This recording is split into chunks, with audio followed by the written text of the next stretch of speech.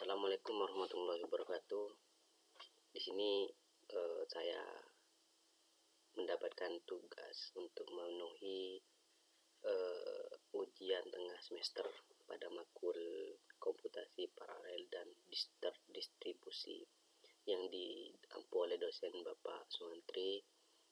Sebelumnya perkenalkan kami Muhammad Sadad Ibrahim dengan NIM 221400134, yang mana tugasnya itu ada 2 dan itu mengikuti dengan nomor NIM pada akhirnya.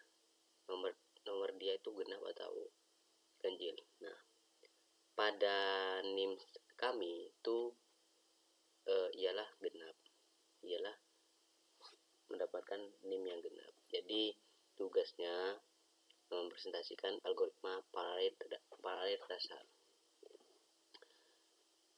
Sebelumnya mohon maaf Bapak, kami telat mengerjakan tugas video ini karena kendala kemarin berada di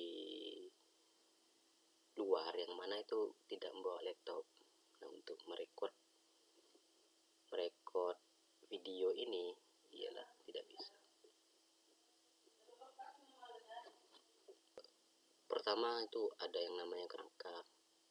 Kerangka ini apa aja yang nanti kami jelaskan ke depan. Yang pertama itu algoritma paralel sederhana, yang kedua itu load balancing, yang ketiga analisis kompleksitas dan paralel, dan keempat itu kesimpulan. Pertama itu apa sih algoritma paralel itu? Coba kamu bayangkan, semisal kamu itu mengerjakan 1000 tugas sendirian. Nah, itu pasti lama kan? Nah, coba bedakan dengan tugas 1000 itu dibagi ke 10 orang, maka pekerjaan akan semakin cepat kan? Nah, itu contoh sederhana algoritma paralel.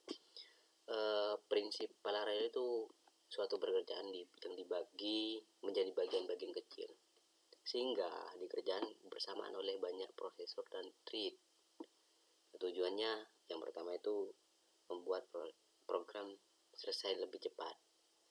Yang kedua, manfaat CPU multicore yang kita punya.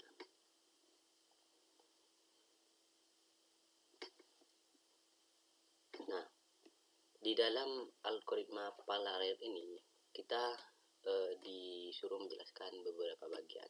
Yang pertama itu penjumlahan paralel.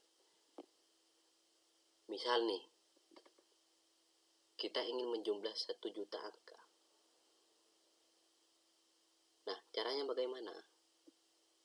Cara biasa yaitu proses satu persatu kan, dan itu lambat. Dan cara kedua, ini cara paralel.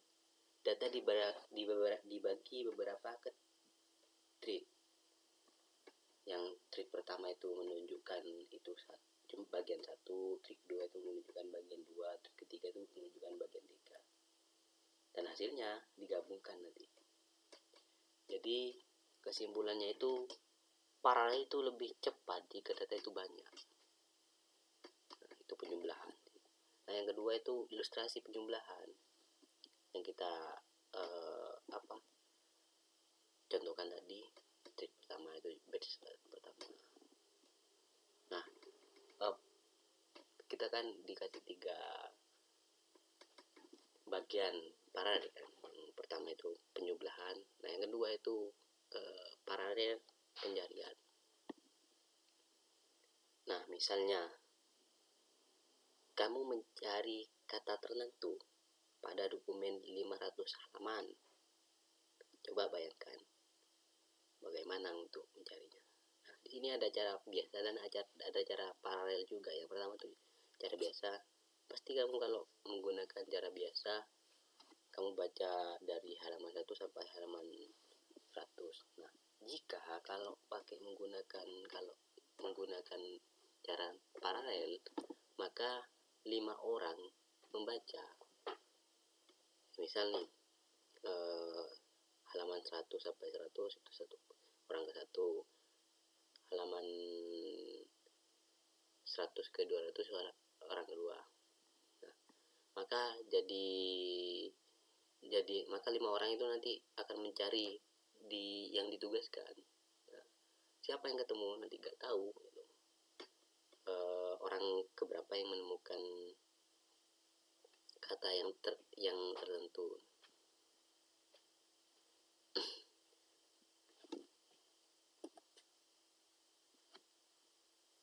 Yang terakhir ialah sortir paralel.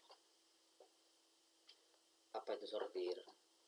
Sortir kan mengurutkan data. Nah, sortir paralel bekerja seperti merapikan buku, tapi dilakukan beberapa orang. Kalau dilakukan hanya satu orang, itu bukan dikatakan paralel. Jadi nanti sistemnya itu pertama itu membagikan data ke beberapa bagian. Masing-masing bagian itu diurutkan oleh thread berbeda, oleh bagian-bagian berbeda. Dan hasil match-nya menjadi satu urutan. Contoh nih, algoritma sorting paralel. Kayak parallel match sort, kayak bitonic sort. Nah, akan lebih cepat jika datanya sangat besar. Nah, yang bagian dua itu load balancing. Apa itu? Ialah pembagian beban kerja. Nah, ini sangat penting. Misalnya ada 4 orang kerja bareng. Nah, orang pertama dapat pekerjaan 70%, orang kedua dan ketiga keempat hanya dapat 10%.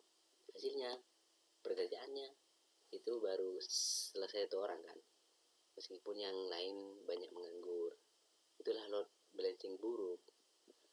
Load balancing yang baik, semua trade itu kebagian beban yang sama.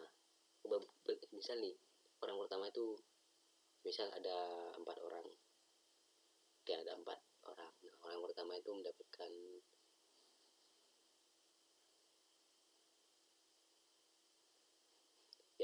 misal nih ada 10 orang lah. Orang pertama itu mendapatkan 10%, orang kedua itu mendapatkan 10%, sampai seterusnya sampai orang ke 10 itu. Maka itulah load balancing yang baik.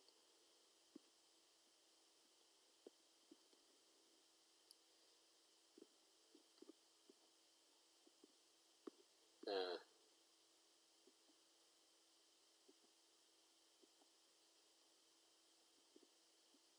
kita nyampe ke strategi balancing.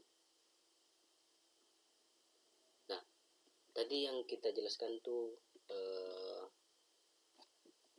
load balancing pembagian agar merata kan. Nah, sekarang kita ke strategi load balancing. Nah, load balancing itu memiliki 2 metode. Yang pertama itu statik, yaitu pembagian beban dilakukan secara awal. Jadi persen-persennya itu udah dibagikan di awal ketika sebelum pengerjaan. Dan yang kedua itu dynamic, pembagian beban dilakukan saat runtime atau lebih fleksibel. Jadi misal beban orang ini kurang berapa persen gitu, jadi fleksibel, tidak merata pembagiannya gitu. Oke, jadi dampaknya. Nah, yang terakhir itu analisis kompleksitas paralel. Apa itu? Ialah untuk mengetahui apakah paralel itu benar-benar cepat. Yang kita menggunakan 3 ukuran kalau salah.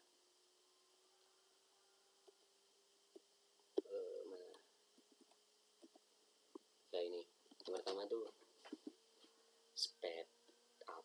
Nah, seberapa cepat versi paralel dibanding versi kita. Speed up ini waktu sekuensial atau waktu paralel. Yang kedua itu efisiensi.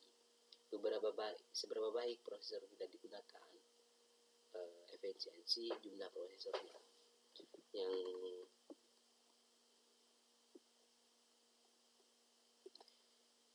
ketiga itu Amdahl law. Tidak semua bagian program bisa kita paralel. Bagian yang tidak bisa diparalelkan akan membatasi kecepatan. Contohnya, jika hanya 80% program yang kita paralel, speed up maksimal kita tidak akan pernah 10 kali meskipun memakai 10 kws.